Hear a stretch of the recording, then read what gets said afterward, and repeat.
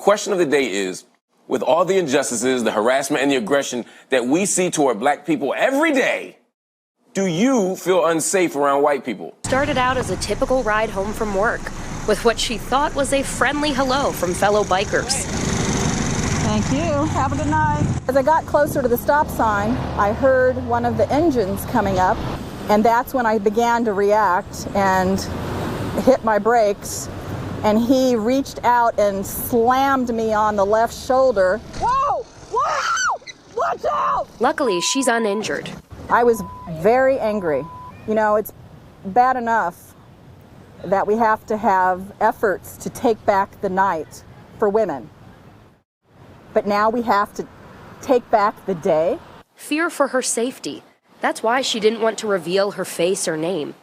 The day after her attack, D.C. police arrested a 16-year-old and 14-year-old for a string of assaults and robberies. She says at least in part thanks to her videos. After police say the teens stole one scooter on September 2nd, and we're talking motorcycle-style scooter like this. They allegedly stole another just this past Tuesday and then went on a spree of 6 other assaults and robberies throughout D.C., all that happened within a span of an hour. Now, one of those first other ones after they stole the scooter started right here outside of the Nats ballpark with the woman you heard from, and then ended up in Northeast where police say the two live. This is not something you get over anytime soon. It affects you. I'm paranoid now to even walk out of my front door.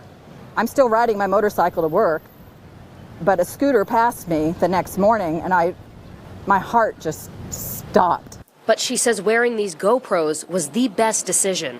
I never thought my GoPros would be used to record a crime, but I want people to see what really happened. And the predatory nature of these kinds of crimes were people like me that were stalked. And she says she's not going to let them take away her joy. In Southeast D.C., Jess Arnold, WUSA 9. Victim is sharing her story of the violent attack. And as police search for suspects, she's trying to figure out why or whether she was targeted. She spoke to CBS 2's Kieran Dillon.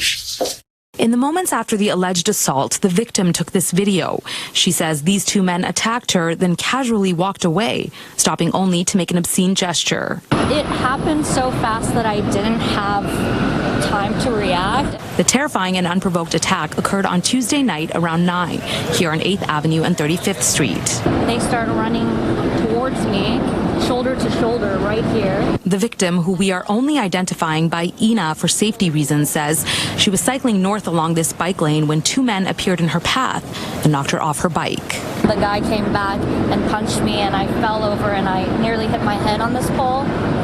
And then he hit me again while I was hunched like this on the ground. Shocked and in disbelief, Ina says the men simply strolled off.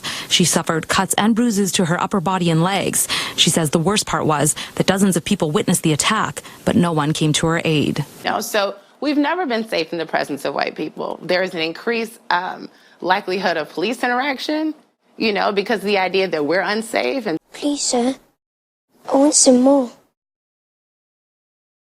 What? Make the white kids angry.